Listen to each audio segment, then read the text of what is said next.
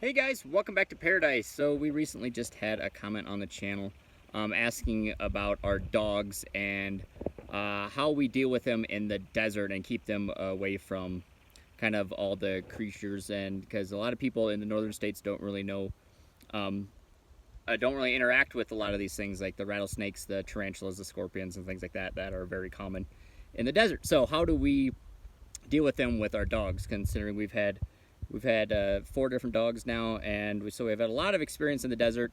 So I figured I'd just make a video on it, but I figured maybe I'll go on each one separately. So first off, scorpions.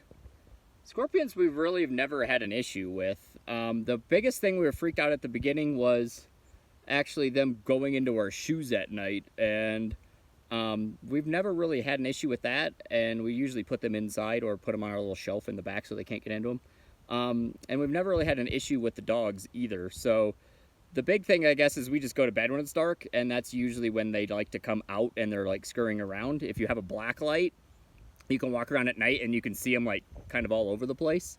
But yeah, the dogs are usually sleeping at that point, so we've never really had an issue with it. During the day, they kind of just hide and burrow underneath rocks and stuff. So the biggest issue we've had is flipping over rocks when we're rock hounding.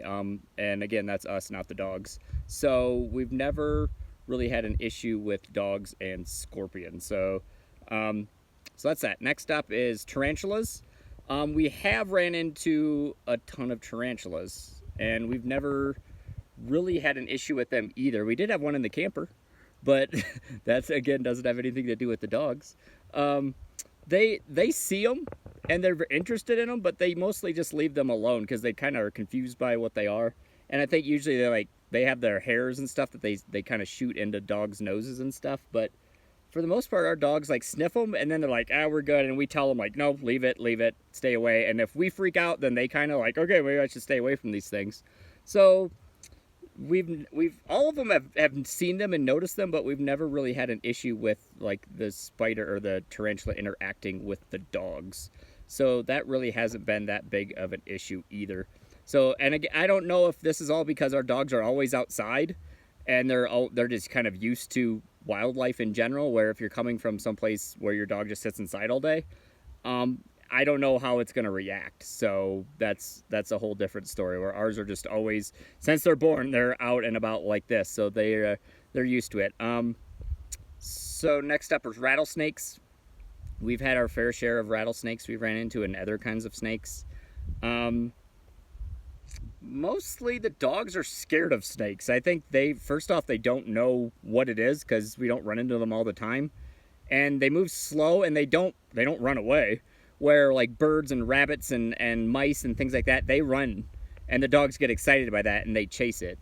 So with a rattlesnake, it's gonna sit there and rattle, and then it's gonna hold its ground. And I think the dogs get scared of that because we've had a couple of them where they rattle and the dog's like, I'm good, and they mostly leave them alone. They do have like rattlesnake avoidance classes where they just kind of like show your dog a snake and then they scare the dog. So I don't know if it really works or not, but we've never done it. Our dogs have just learned to stay away from them if they rattle, and we stay away from them as well. The rattle works perfectly, which we've run into other snakes, and our dogs, Hana, he actually gets scared of them. And we like walked on a trail, and there was one on the trail, and he was like just standing still, and he came back to us. We're like, what's going on? And he's like, there's a snake up here. We're like, oh crap, there was.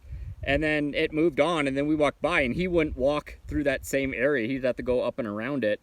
And for a while there, he was actually scared of sticks on this trail too, because he was like, I don't know about the, he didn't know if it was a snake or not, because those ones don't rattle, and he was just weirded out from just it being a snake in general. So they kind of just leave him alone. They don't really chase it unless your dog's really aggressive. I don't know.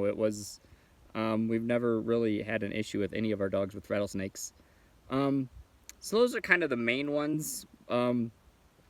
The other animals, obviously, you got like mountain lions and bobcats, and a lot of them are mostly kind of hunting smaller animals, which if your dog's small, but mostly they kind of avoid you if there's a human next to you. We see them, but they're usually like way off in the distance. We've never really had anything too close to us. Coyotes come around. Coyotes don't really do anything. They're just kind of curious. They just kind of scrap off your food. or smell your food you're cooking in the cast iron. But at night they come out and scavenge, so you can usually hear them outside. Javelinas are probably one of the big things you might have to worry about. They're pretty aggressive, and the babies are small, so they might run and the dog might chase those.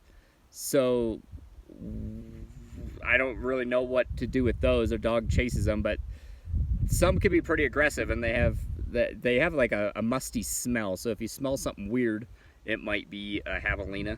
So those are all over kind of the Arizona desert area. So might need to read up on those and do some training with your dog there.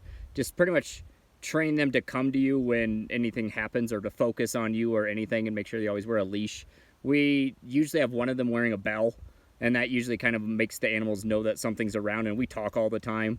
So we make a lot of noise. So animals usually hear us and run away. They don't want confrontation.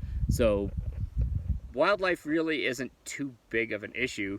The biggest issues we have actually are probably mosquitoes and ticks. And that you can't really do too much about besides just kind of rub down your dog every night, make sure they don't have any ticks on them. And mosquitoes, or just leave the area, because that's almost unavoidable.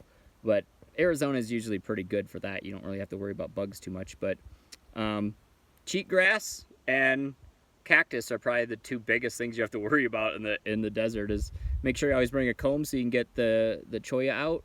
And I bring like a pair of pliers, because that came in really handy one time when the whole ball gets stuck to the dog, and you can grab it and flick it off and then use the comb. Just make sure you have a metal comb, because the plastic ones sometimes don't have enough oomph. They kind of bend and don't get the prongs out, so you need to get a metal one. But yeah, pliers works, and cheatgrass is almost unavoidable. Some areas are just too bad you have to leave it all together, because if dogs get cheatgrass in the nose, then they have to have surgery in order to get it out, because they're like kind of pronged and they can't get them out. So you have to cut the nose and take it out. So it's a huge emergency bill. So those are the main things I think that you would have to worry about, I guess, if you're looking at traveling in the desert and with an animal. Just make lots of noise. Our dogs are usually pretty used to it, but again, this is our dog, so I don't know if your dogs are going to be used to being outside and being off a leash. And if you're worried about anything, just obviously keep them on a leash. You can get a long leash, like a 30-footer, and then they can stay around you but still have some free reign. So anyways, that's it for today, guys. If you have any more questions about anything, make sure to leave them in the comments below. We've been out here for a long time, lots of experience. So yeah, anything you want to know, let us know, and we'll see you guys next time. Bye.